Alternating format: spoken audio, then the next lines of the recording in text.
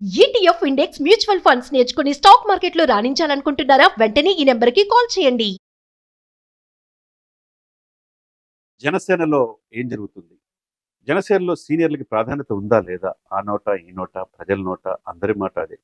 మరి కృష్ణా జిల్లా నుంచి ఇప్పుడు అధ్యక్షుడిగా జనసేన అధ్యక్షుడు ఉన్న సామినేని ఉదయభాను విషయానికి వస్తే సీనియర్ నాయకుడు స్వర్గీయ వైఎస్ రాజశేఖర రెడ్డి గారి నుంచి ఆయన కాంగ్రెస్ పార్టీలో ఉన్నాడు. అనేక పదవులు, విప్పు పదవి కూడా చూశాడు. అన్నీ చూసాం.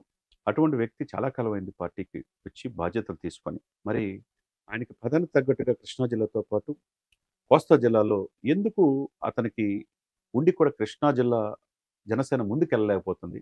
ఆయనకి సరైన ప్రాతినిధ్యం ఎందుకు ఇవ్వట్లేదు, ప్రాధాన్యత ఇవ్వట్లేదు అనేది ఒక వర్గం కోస్తాలో ఆరోపణ. అదే సమయంలో కొద్దిగా ముందుకెళ్తే కొత్తపల్లి సుబ్బరాయుడు లాంటి వాళ్ళు వచ్చారు. ఈస్ట్ వెస్ట్ గోదావరి జిల్లాలో అనేక మంది సీనియర్ నాయకులు కూడా వచ్చారు. సుబ్బరాయుడు గారు కాపు కార్పొరేషన్కి పరిమితం అయిపోయారు. పార్టీని ముందుకు తీసుకెళ్లే, క్యాడర్ని తీసుకెళ్లే గోదావరి జిల్లాలో, ఎందుకంటే పవన్ కళ్యాణ్ గారు సున్నాకే పరిమితం చేస్తానని వైసీపీకి చేశారు. అదేవిధంగా ఉభయ గోదావరి జిల్లాలో బలమైన సమాజం, కాపు సమాజం 95% పవన్ కళ్యాణ్ వైపు, కూటమి వైపు నిలబడ్డారు. మరి అక్కడ కూడా జనసేన ముందుకెళ్లాల్సిన అవసరం ఉంది కదా. అదొకటి. ఇకపోతే రాయలసీమకు వచ్చేసరికి ఒంగోలు, నెల్లూరు వరకు ప్రభావం చూపించే బాలినేని శ్రీనివాసరెడ్డి ఈ పార్టీలో చేర్చుకున్నారు. మరి ఆయన దాదాపు 17 మంది కార్పొరేటర్లు, వైసీపీ కార్పొరేటర్లు తీసుకొచ్చి జనసేనలో చేర్చారు. అంటే వైసీపీ లేకుండానే చేశాడు. స్వయంగా జగన్మోహన్ రెడ్డి గారి బంధువు. అటువంటి బాలినేని శ్రీనివాసరెడ్డికి ఎందుకు ప్రాధాన్యత ఇవ్వలేకపోతున్నారు? అంటే ఆయనకు ప్రాధాన్యత ఇస్తే పార్టీ ప్రకాశంతో పాటు నెల్లూరు వరకు ఉపయోగం ఉంటుంది కదా. అది జరగట్లా. ఈస్ట్ వెస్ట్లో జరగట్లా. ఉత్తరాంధ్రలో కూడా జరగట్లా. అంటే ఇటువంటి సీనియర్ నాయకులు పార్టీలో తీసుకున్నారు. అందరి చూపు జనసేన వైపే ఉంది. జనసేన పవన్ కళ్యాణ్ నీతికి, నిజాయితీకి, నిబద్ధతకి మారుపేరు. ఆయన పార్టీలో ఉంటే ఉజ్వలమైన భవిష్యత్తు ఉంటుందని అందరూ వస్తున్నారు. మరి వారికి తగ్గట్టు ప్రాధాన్యత ఇవ్వాలి కదా. మరి జనసేన క్షేత్రస్థాయిలో నిర్మాణం కూడా జరగాలి కదా అని అందరూ నోట మాట. ఇది ప్రజల్లో ఉన్నదే మనం చెప్తున్నాం.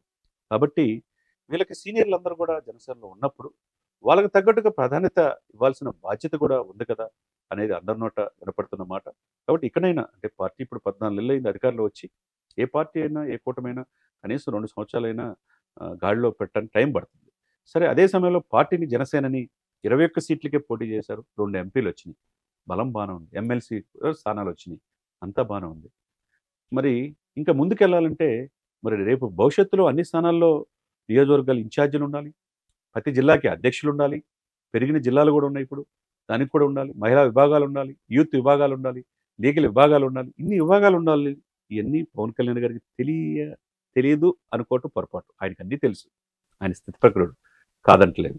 అదే సమయంలో క్షేత్రస్థాయిలో ఎందుకు అని అంటే టీడీపీ పురస్కరించట్లేదా? మిత్రధర్మం ప్రకారం సపోర్ట్ చేస్తామని చెప్పేసి బాలినేని గారు జాయిన్ అయిన తర్వాత ఎందుకు అతని ఫ్లెక్సీలు పెట్టి చించేస్తున్నారు? ఎందుకు గొడవలు జరుగుతున్నాయి? ఎందుకు సర్దుమరగట్లేదు? మొన్న మార్కాపురంలో ఒక నీటి సంబంధించిన మంచినీరు పథకాన్ని ప్రారంభించే క్రమంలో పవన్ కళ్యాణ్ గారు క్లారిటీగా చెప్పారు.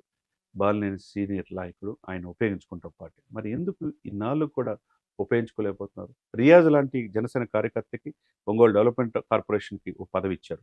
అదే సమయంలో బాలినేని శ్రీనివాసరెడ్డి గారు పార్టీని కూడా కాదని, సొంత బంధువుని కూడా కాదని వచ్చి పవన్ కళ్యాణ్ గారే నా ఇదని చెప్పినప్పుడు ఆయనకు ప్రాధాన్యత ఇవ్వాల్సిన బాధ్యత ఉంది కదా. మరి టీడీపీ ఎందుకు అడ్డు పెడుతుంది? మరి జనసేన ఏమి ఎక్కడ వాళ్ళ యొక్క నియోజకవర్గాల్లో ఇప్పుడు కొవ్వూరు ఉంది. 14 సొసైటీ నియామకాల్లో మొత్తం ఆల్మోస్ట్ 12 ఒకే సామాజిక తీసుకున్నారు. జనసేనకు ఒకటే ఇచ్చారు. అక్కడ నిరసన వ్యక్తం అవుతుంది. ఇకపోతే విజయనగరం రాజాం, అది కూడా ఇచ్చినట్టు ఇచ్చి మున్సిపల్ చైర్మన్ది మళ్ళా టీడీపీ తీసేసుకుంది. ఇకపోతే గన్నవరం, అది కూడా ఇచ్చినట్టు ఇచ్చి జనసేనకి మళ్ళా తీసేసుకుంది. ఇలా తీసుకుంటా పోతే పదవికి, మిత్రధర్మంకి న్యాయం ఉందా అనేది ఒక రకంగా ప్రశ్నిస్తూ ఉంటే, 2 సీనియర్లకి న్యాయం జరుగుతుందా లేదా? ఇన్నాళ్ళుగా పార్టీకి వచ్చిన వాళ్ళకి ఎందుకు ముందుకు తీసుకెళ్ళలేకపోతున్నారు? దీని ఎవరిది బాధ్యత? చంద్రబాబు నాయుడు గారు 15 సంవత్సరాలు ఆ పదవిలో ఉండాలని చెప్పి పవన్ కళ్యాణ్ గారు ఆకాంక్షిస్తున్నారు. మిత్రధర్మం పాటిస్తున్నారు. ఇది మిస్ఫైర్ కాకుండా చూసుకోమని కూడా చెప్తున్నాడు పవన్ కళ్యాణ్ గారు. అంటే కాబట్టి మిస్ఫైర్ కాకుండా చూసుకోవాల్సిన బాధ్యత ఎవరిది? టీడీపీది. ఎందుకంటే మిత్రధర్మం 2 చేతులు కలిస్తే క్లాప్స్ వచ్చినట్టుగా మీరు మిత్రధర్మం పాటించినప్పుడు ఈ కూటమి 15 సంవత్సరాలు ఉంటుంది. మిత్రధర్మం పాటించకపోతే ఎవరి కోళ్ళకి వెళ్ళిపోయినప్పుడు అవతల జగన్మోహన్ రెడ్డి గారికి అవకాశం ఇచ్చినట్టు ఉంటుంది. కాబట్టి జాగరూకతతో వ్యవహరించండి. ఆచితూచి నిర్ణయాలు తీసుకోండి. సీనియర్లకి ప్రాధాన్యత ఇవ్వండి అనేది అందరి నోట అదే మాట.